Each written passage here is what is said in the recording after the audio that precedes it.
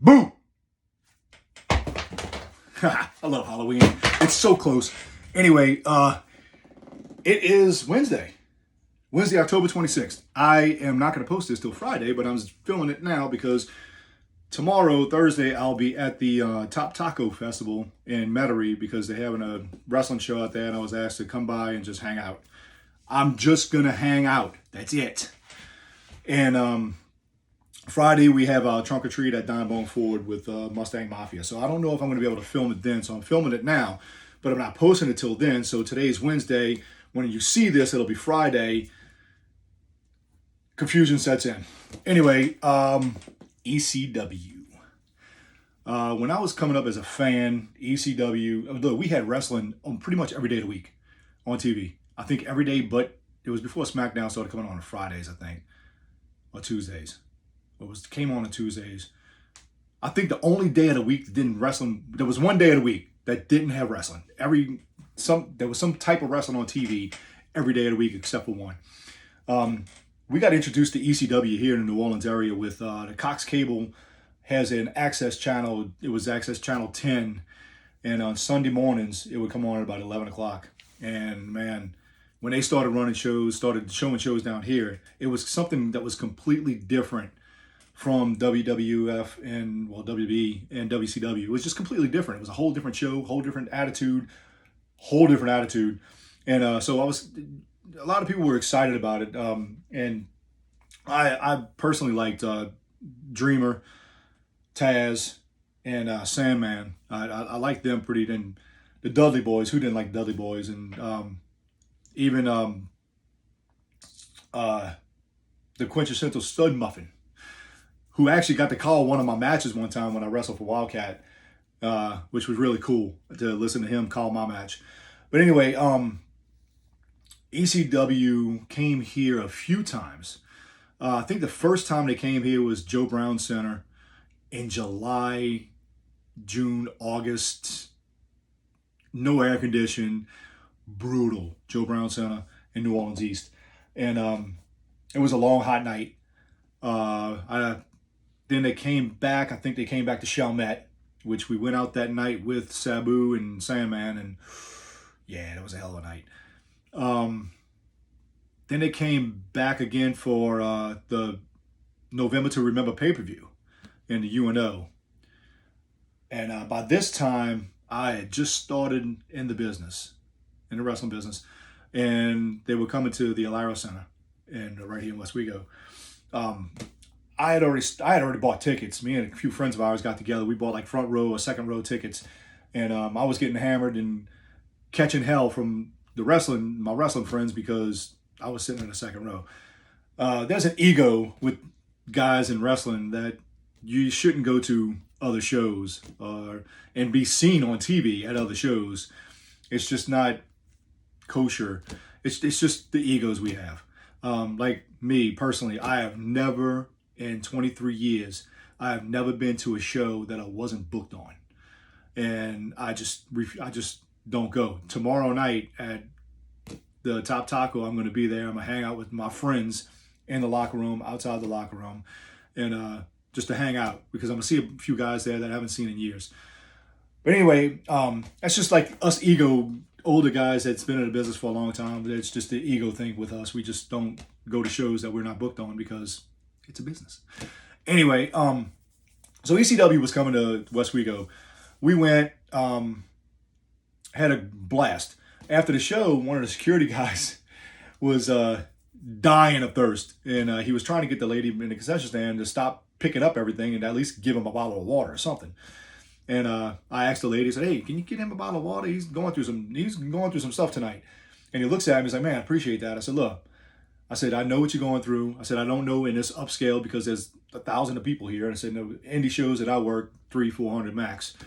I said, "I work security and I'm currently training to become a professional wrestler." I said, "So yeah, I work security for the guys, help them tear down the ring and everything." And he goes, "You do?" I said, "Yeah." He goes, "Do me a favor." He goes, "Can you write your phone number down for me? And when we come back into town, we don't like to fly. It's too expensive to fly everybody down here. So if we could find a couple guys locally, we could use you."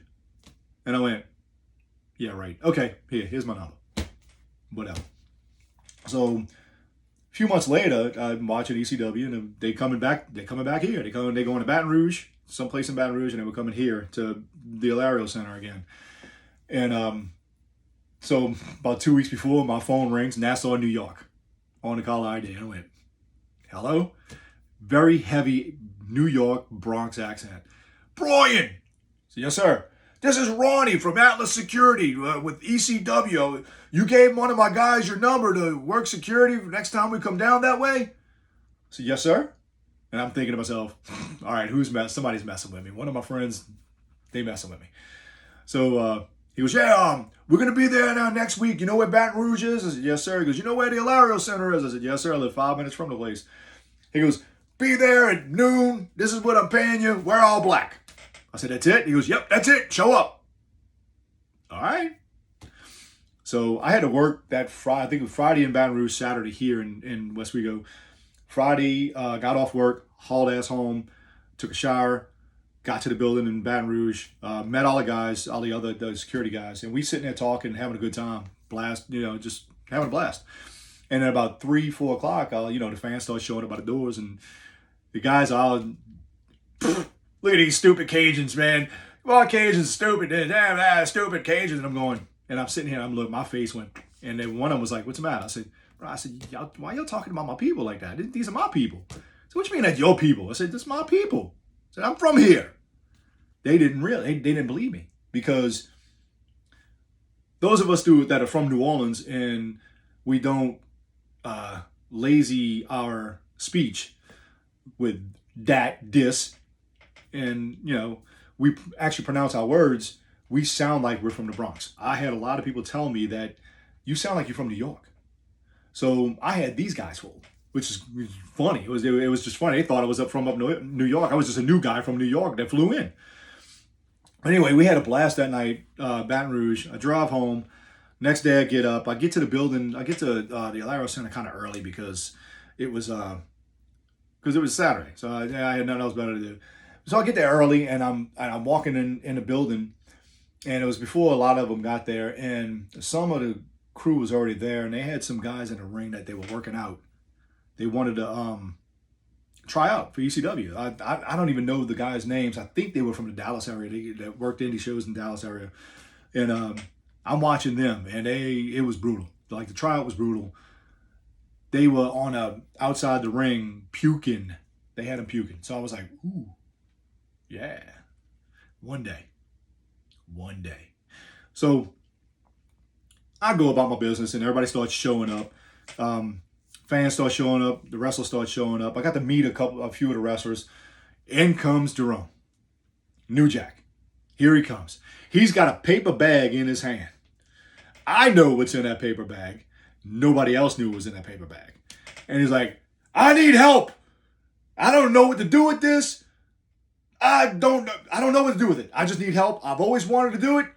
I need help. I started laughing. Well, the guy's like, Jesus, what's in the bag? I looked at him and said, it's crawfish. He don't know how to eat crawfish. Oh, we never seen that. I said, come here, New Jack. Let me show you something. So I got a piece of paper. I slung it on the table, dumped the bag out. Jerome, New Jack's eyes got this big. I said, this is what you do. Pinch it, boom, pinch the tail, pull the meat out, suck the head. The jokes. But I went and I taught New Jack how to eat crawfish, and taught these New Yorkers how to eat crawfish. And we had a blast. He only had like 2 pounds, so it didn't last too long. And he didn't have any potatoes, sausage, or anything with it. He just had crawfish. But the look on his face when he walked in the door, and the look on everybody's faces when he had that paper bag, I knew it was in it, but nobody else did. It was cool. So he kind of stuck to my side the whole time. He goes, come here, big boy. We're going outside. I'm like, what you mean we're going outside? We're going outside with the crowd. All right. He goes, just cover me. I said, okay. I said, let's go. So we go out there, and he's taking pictures with people, and he's, making them shoot the bird. He took a picture with this 5-year-old kid, made her shoot the bird.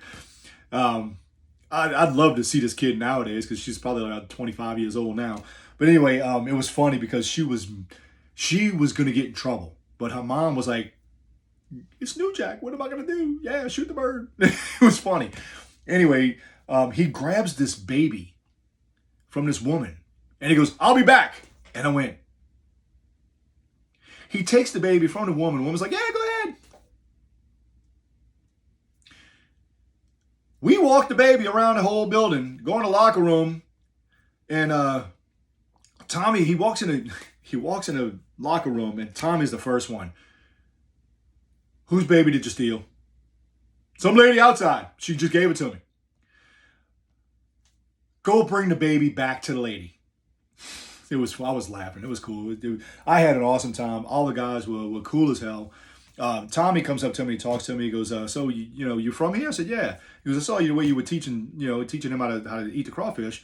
He goes, "What are you?" He goes, "How'd you get hooked up with this with Atlas?" I told him. I said, "Well, I've been training, and I'm a indie guy that works security, and I gave him my number last time they were here, and they called me to come work."